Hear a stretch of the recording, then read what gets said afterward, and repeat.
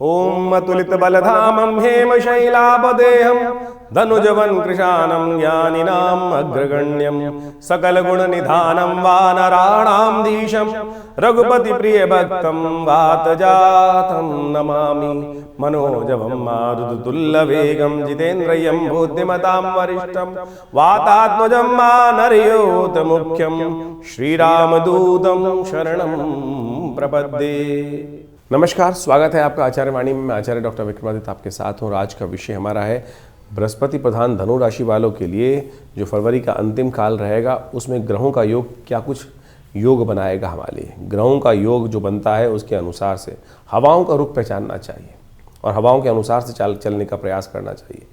विपरीत दिशा में कार्य करने का प्रयास करोगे, बहुत ताकत लगेगी और उस ताकत में एनर्जी वेस्ट भी होती है। और हवाओं के अनुसार से कार्य करोगे, समय के अनुसार से कार्य करोगे और जिस तरह से हवा का रुख चल रहा है उस तरफ चलने का प्रयास करोगे तो क्या होगा, बिना प्रयास के उड़ते उड़ते अपनी मंजिल तक पहुंच सकते हो। यही ज्योतिष का चमत्कार है। बृहस्पति आपकी राशि के दृष्टिकोण से यदि हम देखा जाए, बृहस्पति प्रधान राशि धनु राशि वालों के लिए ये जो अंतिम काल फरवरी का है, ये बहुत महत्वपूर्ण योग आपके लिए बनते दिखाई दे रहे हैं। इस समय आपके लिए ऐसा योग बन सकता है कि जो ना चाहते हुए भी लोग आपके लिए कहीं ना कहीं इमोशनल पॉइंट ऑफ व्यू से आपके पर्सोना से प्रसन्न होकर कहीं ना कहीं आपके सपोर्ट में लोग योग बनाते चले जाएं। जी हाँ, ऐसी हवाएं चल रही हैं आपके लिए। इस वक्त जो योग बन रहा है वो खासतौर पर इस प्रकार का है। बस थोड़ा सा आलस से बचने की ज़रूरत है, सही दिशा पकड़ने की ज़रूरत है। वो कौन सी दिशाएं आपके लिए रहेंगी वो हम आपको बताते हैं। धनु राशि वालों के लिए सबसे पहले बात कर लेते हैं 21 तारीख की, शनिवार का अवसर। 21 फरवरी के दिन चतुर्थी तिथि विद्यमान है, फागुन की शुक्ल पक्ष की चतुर्थी, और इस तिथि को बोला जाता है मनोरथ चतुर्थी, मनोरथ को सिद्ध करने वाली चतुर्थी। ग्रह नक्षत्रों का योगायोग समझिए, आपकी राशि के दृष्टिकोण से आपके लिए अच्छा स्थिति बनी हुई है। विजय का योग बनने के लिए तैयार है, यानी पदार्पण होने को तैयार है सही दिशा में आपके लिए। तो आगे बढ़ने का बिल्कुल निर्द्वंद भाव से आपको प्रयास करना चाहिए। बस स्वास्थ्य का थोड़ा ध्यान रखने के लिए ज़रूरत है। शुक्र इस दिन बृहस्पति के नक्षत्र में प्रवेश करेंगे और ये आपके लिए कहीं ना कहीं योग बनाएंगे कि आपके घर वाले जो हैं वो आपके लिए बहुत सही हैं। आपके बिल्कुल सन्निकट के लोग जो हैं, जो आसपास के फर्स्ट पेरिफेरल के लोग हैं, वो आपके लिए बहुत सुंदर हैं, लाभदायक योग बना रहे हैं। हाँ, आप बाहर वालों से आकर्षित होंगे और वो कहीं ना कहीं नुकसानदायक है। इसलिए कोशिश ये करें, जो बहुत सन्निकट मित्र, परिवार, रिश्तेदार के लोग हैं, परिवार के लोग हैं, उनके सानिध्य में चलने का प्रयास करें, उनको प्रसन्न करके चलने का प्रयास कीजिए। चीज़ें आपके लिए बहुत फेवरेबल होती दिखाई दे रही हैं।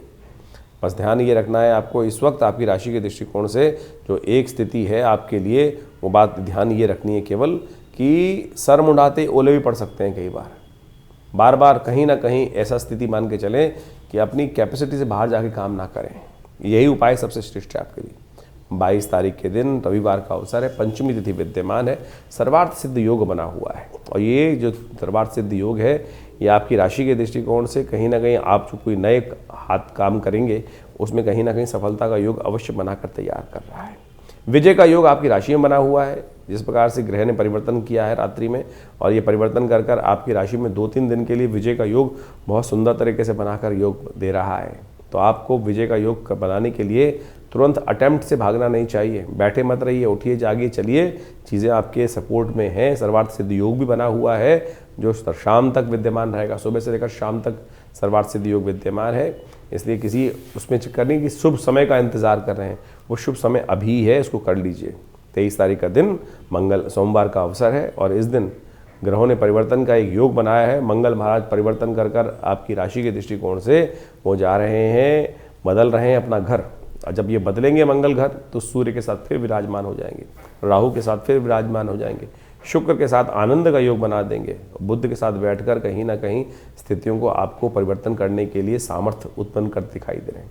लेकिन मनोमस्तिष्क में ध्यान रखना पड़ेगा, ये मंगल का परिवर्तन कहीं ना कहीं आलस भी देगा, वजन भी बढ़ा देगा आपका। ध्यान रखना, आलस यदि हुआ तो फिर सब चीज़ें आपके हाथ से निकल सकती हैं। इस बात का ध्यान रखना। सब ठीक है आपके लिए, सहयोग सपोर्ट भी मिल जाएगी, सब कुछ कर लिए, लेकिन आप थोड़े से पराक्रम भाव में आते आते, मूड में आते आते थोड़े कहीं ना कहीं थोड़े विलंब करते दिखाई दे रहे हैं चीज़ों को। इस बात का आपको ध्यान रखने की ज़रूरत है। बहुत विलंब कहीं ठीक नहीं है, तो इसलिए विलंब का सोचना, विचार करना। आमतौर पे कुंभ राशि वालों के साथ इस वक्त योग ऐसा चल रहा है कि कई धनु राशि वालों के साथ योग ऐसा चल रहा है कि कई बार वो विलंब सोचते बहुत ज़्यादा है, विचार बहुत ज़्यादा करते हैं। और विचार विचार में बहुत सारी चीज़ें निकल सकती हैं, तो विचार करने के चक्कर में ज़्यादा ना फंसें, एग्जीक्यूशन पे ध्यान दें, तो वो आपके लिए बहुत श्रेष्ठ रहेगा, अच्छा रहेगा आपकी राशि के दृष्टिकोण से। तो मंगल के इस ग्रह के प्रभाव परिवर्तन को समझने के लिए और उसका उपाय करने के लिए, उसको थोड़ी शक्ति देने के लिए इस बात का ध्यान रखें कि मंगल जो है वो थोड़ा आलस की प्रवृत्ति इन दिनों आपके अंदर बढ़ा देगा। तो उसको थोड़ा सा इस वक्त, क्योंकि सूर्य के साथ मंगल अस्त अवस्था में जो विद्यमान है, उसकी थोड़ी शक्ति देने की आपको खास तौर पे ज़रूरत है। तो ऐसे में यदि हो सके तो आप थोड़ा सा एक काम करें, कभी कभी थोड़ा सा गुड़ लेकर बंदरों को डलवा दिया कीजिए, केला लेके बंदरों को डलवा दिया कीजिए। हो सके तो क्रांग क्रींग क्रॉन्ग से भौमाय नमः, जब तक, क्योंकि मंगल और सूर्य की युति राहु के साथ यहाँ पर अभी काफ़ी दिन विद्यमान रहने वाली है, और उसके बाद मंगल उदय भी हो जाएंगे और फिर अपना खेल करने के लिए बहुत बढ़िया स्थिति उत्पन्न करेंगे।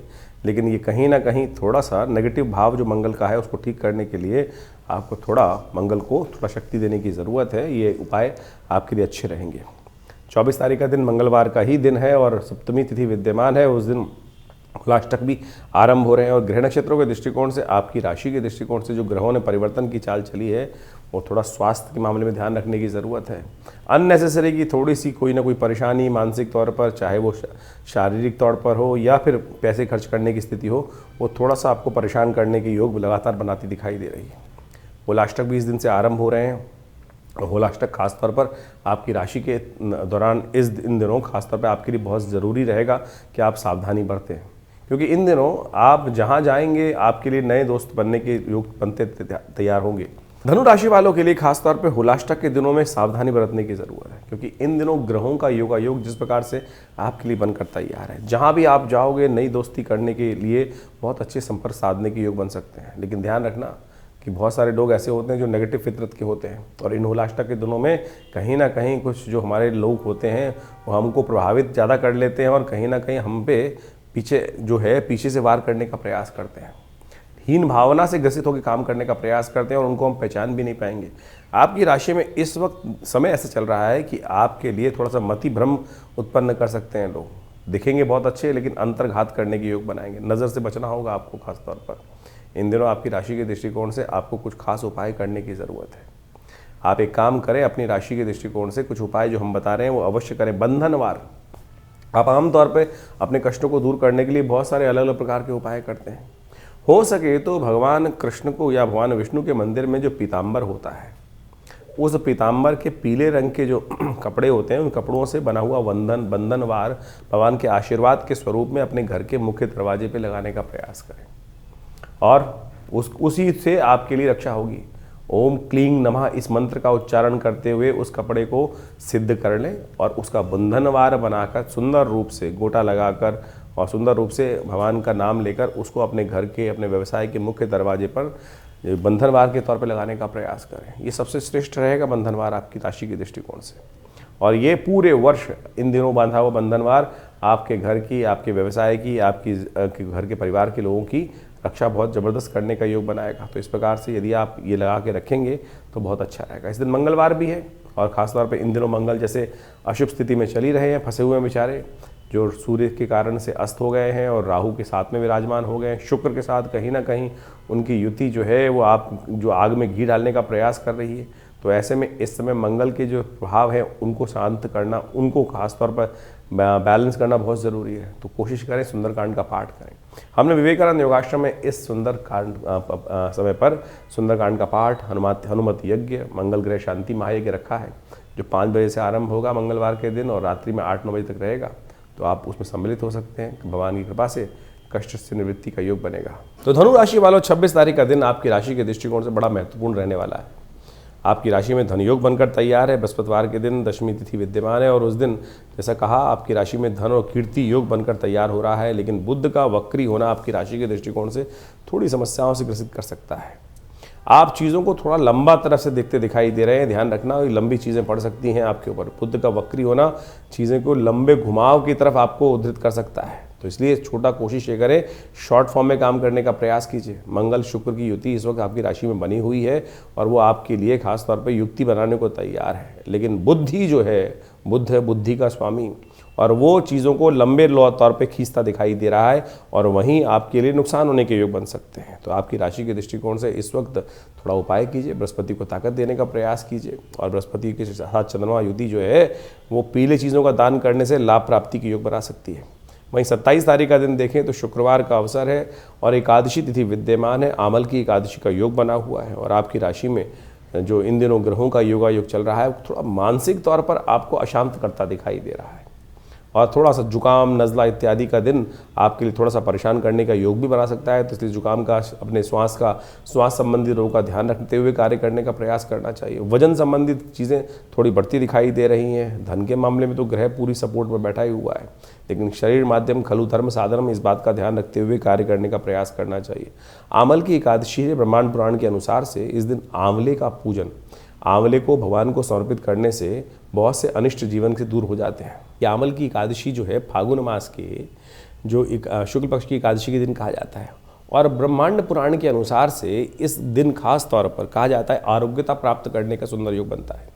फागुन मास की शुक्ल पक्ष की एकादशी के दिन कहा जाता है कि आंवले के पेड़ के नीचे बैठकर भगवान विष्णु का यथाउचित भाव से पूजन करना, कथा का श्रवण करना से क्या होता है कि जो भयंकर से भयंकर बीमारी के योग भी जीवन में होते हैं ना, ग्रहण प्रभाव के अनुसार से बनते हैं, वो भी कहीं ना कहीं दूर हो जाते हैं। और इस दिन विशेष तौर पर भगवान विष्णु का धात्रेयी नमः इस मंत्र का उच्चारण करते हुए पूजन करना, आंवले का दान करना, भगवान विष्णु को विशेष तौर पर अपनी जितनी आयु हो उतनी बड़े आंवले लेकर उनकी माला भगवान को अर्पित करने से अद्भुत रूप से कल्याण के योग बन जाते हैं। तो इस दिन बड़ी श्रद्धा से व्रत करें, भगवान के नाम का संकीर्तन करें, ओम नमो नारायणाय इस मंत्र का जप करें, कल्याण के योग बनेंगे, कष्ट भी दूर होने की स्थिति बहुत बढ़िया से आपकी राशि में बनने की स्थिति बन जाएगी। अपने नाम से इस दिन विशेष तौर पर कोई जीवन में कष्ट चल रहा हो तो कहा जाता है कि आंवले को अपने वजन के बराबर आंवले का दान करने का प्रयास करना चाहिए। इस दिन यथेच्छ मात्रा में इन दिनों बहुत ताज़ा आंवला आ रहा होता है और अभी चैत्र तक तो सुंदर रूप से प्राप्त हो गई होगा। तो ये शास्त्र के अनुसार से जो विधि के अनुसार से वर्णित उपाय हैं इनको करिए, कल्याण होगा। 28 फरवरी के दिन धनु राशि वालों के लिए ग्रहों का योग है, परिवर्तन का योग ला रहा है। बुध इस दिन अस्त होने जा रहे हैं और बुध का अस्त होना आपकी राशि के दृष्टिकोण से थोड़ा सा परेशानी का योग अवश्य बनाता दिखाई दे रहा है। बुध जब तक अस्त रहे कोशिश ये करें हरी चीज़ों का दान अवश्य करने का प्रयास करें, गौशाला में हरा जो पालक है उसको दान करने का प्रयास करें, क्योंकि आपकी राशि के दृष्टिकोण से इस समय जो योग बन रहा है वो थोड़ा सा आपको इमोशनल पॉइंट ऑफ व्यू से थोड़ा सा आपके साथ अनजस्टिफाई होता दिखाई दे रहा है। आप थोड़ी फालतू की बातों में अपने मनोमस्तिष्क को ज़्यादा लगाएंगे और रिलेशनशिप्स में थोड़ी सी बातों को ज़्यादा ध्यान देते हुए दिखाई देंगे। बहुत सारे लोग अपने अपने स्वार्थ के अनुसार से कार्य करते हैं और रिलेशनशिप्स में कई बार हमको वही भाव जो है सामने वाले का अच्छा नहीं लगता। वैसा ही योग आपकी राशि के अनुसार से बना हुआ है कि किसी की छोटी सी बात आपको अंदर तक आघात पहुंचाती दिखाई दे रही है, तो थोड़ा सा उपाय करने का प्रयास करें। पाप नाशिनी द्वादशी है। कहा जाता है कि इस दिन जो आंवले का पेड़ होता है उसके नीचे बैठकर भगवान विष्णु की आराधना करने से जीवन में जो कष्ट आते हैं हमारे द्वारा किए गए कर्म के अनुसार से आते हैं। शुभ कर्म करोगे तो शुभ फल प्राप्त होगा, कहीं अशुभ जो हो जाते हैं उससे ही जीवन में कष्ट होने के योग बनते हैं। तो समस्त पापों को क्षय करने का ये तिथि है।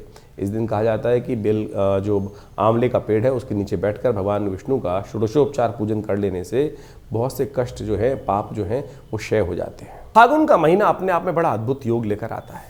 फागुन में कई प्रकार के योग बनते हैं, शिवरात्रि इत्यादि योग अभी आपने देखे। साथ में ग्रह गणनाओं के अनुसार से इस बार जो फागुन का समय देखें अभी ग्रहण पड़ के चुका है। भारत में नहीं था ग्रहण, लेकिन उसके साथ साथ उस ग्रहण का प्रभाव तो पूरे विश्व में आता दिखाई दे रहा है। जिस प्रकार से कहा जाता है, यदि वराहमिहिर संहिता को उठा के देखें तो वराहमिहिर संहिता में लिखा है कि फागुन के महीने में जब ग्रहण पड़ता है तो जिन क्षेत्रों में ग्रहण पड़ता है उससे पूर्व के क्षेत्रों में कहीं ना कहीं प्राकृतिक आपदाओं के, कहीं ना कहीं वैमनस्य के और वहाँ जो लोग रहते हैं उनके जीवन में कहीं ना कई प्रकार के कष्ट होने के योग बनते हैं। तो अभी देखिए ग्रहण जिस प्रकार से पड़ा, साउथ अफ्रीका इत्यादि क्षेत्रों में पड़ा है और उस क्षेत्र का प्रभाव समझें कि उसके पूर्व की तरफ जरा देखें तो ऊपर जहाँ पर भी युद्ध इत्यादि चल रहे हैं यूरोप इत्यादि में पूर्व से लेकर जो कहा जाता है क्षेत्र के अनुसार से, तो वहाँ भयानक आपदाएं आने के योग यानी भयावह स्थिति और ज़्यादा आने वाले समय में पड़ने के योग दिखाई देते हैं। और इस वक्त सूर्य और शनि के आसपास बहुत सारे ग्रह एकत्र हैं। ये कुछ ना कुछ असंभव कुछ कार्य होने के योग बनाती दिखाई दे रही है,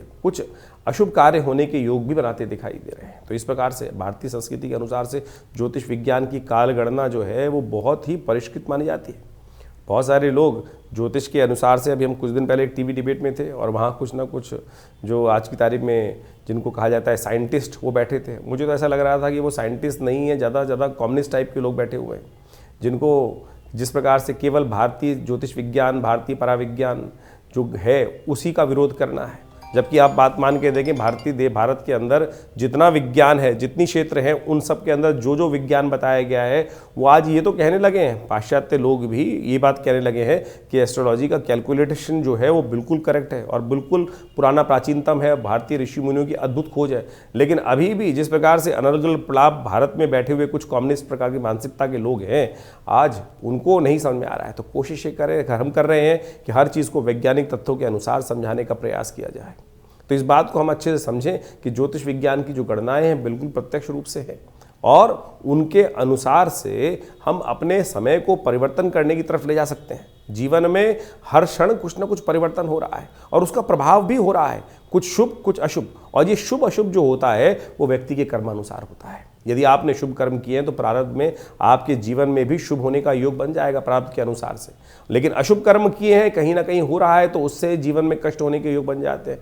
तो हमको प्रयास करना चाहिए, कुछ भी हो, कैसे भी हो, जीवन में शुभ की तरफ अग्रसित हो, क्योंकि शुभ किया हुआ कर्म, सोच का किया हुआ शुभ कर्म, वो है आपके जीवन के गलत कर्मों को भी बदल सकता है। शिवरात्रि आई, ये जो उत्सव आते हैं समय समय पर, चाहे वो हर रोज़ हम इस कार्यक्रम के माध्यम से आपके समक्ष जो उपस्थित होते हैं, हम पौराणिक ज्योतिष को लेकर आपके समक्ष उपस्थित होते हैं। ज्योतिष में पंचांग को यदि आप देखेंगे तो हर रोज़ कोई ना कोई तिथि का कोई महत्व शास्त्र में वर्णित किया गया है और वो इतना अद्भुत है कि उसके अंदर यदि हम जो ज्योतिष के दृष्टिकोण से लोग उपाय की तरफ जाते हैं, उपाय है क्या, टोटकों में फंस गए लोग, ये कर ले, चावल दान कर दे, ये कर दे, वो कर दे, सिर पे से वार के ऐसा कुछ कर दे। ये जो उपाय शास्त्र में वर्णित है, पौराणिक ग्रंथों में आप देखें तो वो टेस्टिमनीज हैं कि जैसे लोगों ने अपने जीवन में कष्ट आए और उनको निवृत्त दूर करने के लिए लोगों ने क्या क्या उपाय, किस प्रकार से, वो कथाएं नहीं है, टेस्टिमनीज हैं लोगों की, और जो शास्त्र में ऋषि मुनियों ने वर्णित करी हैं, किस काल में किस प्रकार से उपाय किया, कैसे किया और उससे क्या कुछ ठीक हुआ। जो सत्यनारायण कथा आप समझे कि वो सत्यनारायण की जो कथा है वो केवल कथा नहीं है, लोग सोच के बैठ जाते हैं, वो वास्तविक तौर पे वो प्रभाव है कि लोग बताते हैं कि किस प्रकार से उनके जीवन में कष्ट आया और उस कष्ट को ठीक करने के लिए उसने कौन सा किस प्रकार का उपाय किया। और सत्य माने वो जो कथा में टेस्टिमनी है, उस उपाय को, उस नाम को, हरि नाम का संकीर्तन करके व्रत कर कर वो कष्ट से व्यक्ति दूर हो गया। तो आप जो है, हमने आपकी राष्ट्रीय के दृष्टिकोण से जो उपाय बता रहे हैं वो बिल्कुल शास्त्र के, हम तो ग्रंथ का नाम तक बताते हैं आपको कि किस ग्रंथ में कैसा कौन सा उपाय वर्णित है, उसको कर लीजिए, वही आपके जीवन के कष्टों को दूर करने वाला है। और ग्रहों की चाल समझें, ग्रहों की चाल इस समय ज्योतिष के दृष्टिकोण से आप देखें, बहुत सारे ग्रह फरवरी के अंत में परिवर्तन की तरफ जा रहे हैं। मंगल सबसे बड़ा परिवर्तन प्राप्त करने वाले हैं। मंगल का योग जिस प्रकार से बनने वाला है, वो परिवर्तन करने के योग बनने वाला है, वो बहुत विशेष प्रभाव आपकी राशि के अनुसार से उत्पन्न करने वाला है। उसको हमने आपको बताया भी किस प्रकार का प्रभाव रहेगा। कोशिश करें, प्रयास करें कि इन सब प्रभावों को ठीक अपने जीवन में लाने के लिए। बुध महाराज अब अस्त होने जा रहे हैं, बुध का बहुत जल्दी अस्त होना, और सूर्य के सन्निकट, शनि का सूर्य के सन्निकट, इतने सारे ग्रहों का जो होना, वो कहीं ना कहीं कुछ अशुभ योगों को उत्पन्न करता दिखाई दे रहा है। तो इसको ठीक करने के लिए जो उपाय हमने समय समय पर आपके लिए बता रहे हैं, तो उनको करिए। ईश्वर की कृपा से आपके जीवन में बहुत सारे कष्ट दूर होने के योग बन जाएंगे। और मंगल अभी अस्त चलने वाला है, ध्यान रखना, मंगल अभी काफ़ी लंबे समय तक अस्त चलने के योग बना ही रहा है। तो ऐसे में तो आप कोशिश ये करें, हनुमान जी का नित्य प्रति स्तवन करते रहे। अभी 1-1.5 महीना मंगल अभी अस्त चलेंगे, और ऐसे में इस समय में मंगल जो है दुस्साहस करवा देता है कई बार, और गलत कार्यों में फंसा देता है। और जिन जिन की कुंडलियों में कुछ मंगल अशुभ स्थिति में चल रहे हैं, दशाएँ चल रही हैं, या शनि का कुछ नेगेटिव प्रभाव चल रहा है, तो उनको तो खास तौर पर कुछ ना कुछ उपाय करते रहना चाहिए जो हम बता रहे हैं। और जिस प्रकार से अपने स्वास्थ्य को दिखाने के लिए डॉक्टर के पास जाते हैं, वैद्य के पास जाते हैं, उसी प्रकार से अपनी ग्रहों की गणना को भी समझने के लिए समय समय पर अपने ज्योतिष विद से, अपने ज्ञानी ज्योतिषों से अपनी मंत्रणा करते रहना चाहिए, क्योंकि समय से पहले पूर्वाभास हो जाता है फिर, और उससे बचने के बहुत सारे रास्ते मिल जाते हैं। हज़ारों लोग इसका लाभ उठाए, करोड़ों लोग मैं कहूँगा लाभ उठाते आए हैं इससे। तो आप भी अनेक विडंबनाओं को मन से हटाएं। और कई बार हम अपने ज्योतिष कार्यक्रम के माध्यम से बहुत सारी चीज़ें बताने का प्रयास करते हैं। अभी हमने पिछली बार आपको बताया था कि इस बार 5 मंगल का योग बन रहा है, और ये 5 मंगल फागुन में पड़ रहे थे। और एक महानुभाव हमारे चैनल पे कमेंट करके बोल रहे थे कि भाई साहब फरवरी में तो 4 मंगल पड़ेंगे। फरवरी नहीं बताया जाता है, फागुन के महीने में इस बात को बताया जाता है। तो आप कोशिश ये करें, हमारे मनोमस्तिष्क में आज समाज में ना ऐसा हो गया है कि हर चीज़ को काटना ही है। सीधी तरह से चीज़ों को समझने का प्रयास करें। ज्योतिष के माध्यम से हम जो भी अपने चैनल के माध्यम से बता रहे हैं वो आपके कल्याण के लिए ही बताने का प्रयास कर रहे हैं, और उसी जो उपाय बता रहे हैं, हम यहाँ कुछ बेच नहीं रहे हैं। आमतौर पे जितने भी आज दिख रहे हैं समाज के अंदर कि जो भी कुछ ज्योतिष गणना बता रहे हैं, कोई नग बेच रहा है, कोई कुछ और बेच रहा है, कोई और लगातार बेचने के लिए दुकान खोल कर बैठ गए। इस कार्यक्रम के माध्यम से हम आपके समक्ष जो कुछ शास्त्र में वर्णित है, जो उपाय शास्त्र में वर्णित है, उन्हीं को पुराणों से निकालकर आपके समक्ष उपस्थित करते हैं। एक एक बात को तर्क के दृष्टिकोण से रखते हैं। कोशिश करें उनको सही रूप से अमल करने का प्रयास करें, और फिर भी कोई मन में शंका हो तो चिंता ना करें। ये दिल्ली में जो आश्रम है वो आपके लिए ही बनाया गया है। हमारे पिता आचार्य श्री केशवदेव जी महाराज ने आज से 70 साल पहले इस आश्रम की स्थापना करी, और दिल्ली में ही करी, और वहाँ हम शोध संस्थान चलाते हैं। 50 से ऊपर पुस्तकें जो हैं भारतीय संस्कृति, पराविज्ञान, मनोविज्ञान, योग विज्ञान, मंत्र विज्ञान, यज्ञ विज्ञान, मुद्रा विज्ञान, योग इत्यादि पर, कर्मकांड इत्यादि पर हमने बहुत बृहद रूप से लिखी हैं। चाहे वो कुंडलनी ध्यान साधना के संबंध में हो, आध्यात्मिक साधना के संबंध में हो, और समय समय पर महीने में कम से कम 10 बार बड़े कार्यक्रम होते हैं। उसमें हम स्वयं बैठते हैं, स्वयं मिलते हैं आपसे। तो आप आइए और आज राजा रानी कथा सुनने से ऊपर उठे, शास्त्र को समझें। हमने रामचरितमानस के ऊपर हर रविवार को स्वाध्याय रखा हुआ है, और उसमें राजा रानी कथा नहीं, उस विज्ञान को, भारतीय संस्कृति के विज्ञान को आप कैसे अपने जीवन में उतार सकते हैं, उसको सार रूप में समझने का प्रयास करना। जैसे कथाओं पे करोड़ों रुपए खर्च किए जा रहे हैं, जबकि कथा पुराने ज़माने में ऐसे ही ज़मीन पे बैठ के की जाती थी, जंगल में, बाग में बैठ के की जाती थी। लेकिन आज 2-2 करोड़ 10-10 करोड़ रुपए खर्च कर जो एक रेपुटेशन और किस प्रकार से कथाओं को करने का व्यवस्था बनाई जा रही है, वो बड़ा दुर्भाग्यपूर्ण है। और बड़े बड़े मंच पे लोग बैठकर धर्म के प्रति किस प्रकार का बात बोलते हैं। बहुत लंबे चौड़े बड़े कथावाचक हैं। उन्होंने अभी राम कृष्ण कथा कहते कहते कृष्ण को भी कितनी प्रकार से उपहास, भगवान का भी उपहास उठाने का प्रयास किया। अरे शास्त्र में कैसी घेलमेल हुई है, क्या इन ज्ञानियों को पता नहीं है? इन ज्ञानियों को ये भी समझना चाहिए कि शास्त्र के दृष्टिकोण से जो रहस्य की बातें बताई गई हैं उसको अपनी विवेक बुद्धि के अनुसार से उपयोग करें। केवल मंच को आप अपनी सेल्फ की जो भी कार्य करने की बात कर रहे हैं। शास्त्र में कितना लोगों ने, हमारे भारतीय संस्कृति में कैसे कैसे लोगों ने कैसा कैसा दुराग्रह किया है। शास्त्र को प्रमाणित रूप से बदल दिया गया। क्या क्या पता नहीं, अपने हित स्वास्थ्य को सिद्ध करने के लिए, चाहे वो अलग अलग मत के लोग रहे, अलग अलग राजा रहे, अलग अलग जो आक्रांता रहे, उन्होंने हम सनातन धर्म के ऊपर कैसे आक्षेप करने का प्रयास किया है। और वही मंच के माध्यम से बड़े बड़े कथावाचक भगवान कृष्ण, भगवान को भी नहीं छोड़ते हैं। आपको कथावाचक होते हुए, लोगों को ज्ञानी महात्मा होते हुए इस बात को समझ में आना चाहिए कि शास्त्र में एक बात को बताया गया है, तो अगर उसमें कुछ बदलाव किसी ने किया है तो कम से कम कथावाचक के रूप में, ज्ञानी के रूप में यदि व्यक्ति उपस्थित है, व्यास गद्दी पे उपस्थित है, तो उसको तो कम से कम समझ लेना चाहिए। तो मैं कहूँगा ये मुरारी बाबू जैसे लोग भी आज जिस प्रकार से अलग अलग प्रलाप करने की बात करते हैं, दुखद है। बड़े बड़े पद पे बैठे हुए लोग केवल आज उपहास करने का प्रयास कर रहे हैं, और आज वृंदावन से, मथुरा से कितने लोग इस क्षेत्र में घुसते चले जा रहे हैं। ज्ञान नहीं है, संस्कार नहीं है, परिवार नहीं है, और उसके बाद भी जिस प्रकार से शास्त्र को प्रमाण उपस्थित नहीं करते हैं। गलत जहाँ पर है उसको गलत करने का प्रयास कीजिए, गलत कहने का प्रयास कीजिए। अपने मंच से उस बात को ना कहें तो अच्छा रहेगा। तो इस बात को समझने का प्रयास करना चाहिए। भारतीय संस्कृति परम शुद्ध है, सम्मान की संस्कृति है, और वहाँ पर परमात्मा ने जो भी उदाहरण उपस्थित किए, भगवान ने जो भी ऋषि मुनि ने उदाहरण उपस्थित किए हैं, हम सबके कल्याण के लिए किए हैं। लेकिन हमारे शास्त्रों के माध्यम से बहुत सारे लोग उस मंच को गलत तरह से उपयोग करने का प्रयास कर रहे हैं। आप सबको उसको समझना चाहिए। और जो भी कोई मन में प्रश्न हो तो आप आइए हमारे आश्रम में। दिल्ली में विवेकानंद योगाश्रम बहुत बड़ा शोध संस्थान है, बड़ा हॉस्पिटल है। योग प्राकृतिक चिकित्सा में बहुत अद्भुत रूप से आध्यात्मिक क्षेत्र में हम कार्य कर रहे हैं। आप सबसे रविवार को भी मिलते हैं। हर रविवार को सुबह 8 से लेकर 11 बजे तक बड़ा कार्यक्रम चलता है। मंगलवार को सुंदरकांड के कार्यक्रम चलते हैं। तो समय समय पर आप आकर आश्रम पर जुड़ सकते हैं और अपने प्रश्नों का निदान भी जान सकते हैं। और हर रविवार को वहाँ जनरल एक सामूहिक कार्यक्रम रहता है सुबह के समय पर। आप उसमें सादर आएंगे तो कोई फ़ीस नहीं ली जाती है। बहुत सारे लोग फीस के चक्कर में घूमते रहते हैं। आश्रम में रविवार को भंडारा होता है, मंगलवार को भंडारा होता है, हर मंगलवार हर रविवार को भंडारा होता है। गौशाला चल रही है बहुत बड़ी, सबका उसमें कार्य करने के लिए हम कार्य करते हैं। तो दिल्ली के क्षेत्र में हम तो लगे हुए हैं, यज्ञ इत्यादि हर रोज़ 8 घंटे रविवार को होता है। माँ भगवती का सुंदर शिव विग्रह विद्यमान है, जो मुल्तान से 500 साल पुराना शिव विग्रह। हमारा सौभाग्य था कि हमारे परिवार में भगवती का शिव विग्रह का जो है आना 1947 में, और वह आज भी मूर्ति, दिव्य चमत्कारी मूर्ति भगवती की प्रतिष्ठित है। उनका दर्शन कर लेने मात्र से माँ भगवती जीवन में कल्याण का रास्ता बना देती हैं, सदकर्मों का उदय कर देती हैं। तो आइए, दिल्ली में विवेकानंद योगाश्रम में हम आपका स्वागत करेंगे और जुड़िए इस परिवार से, कल्याण होगा।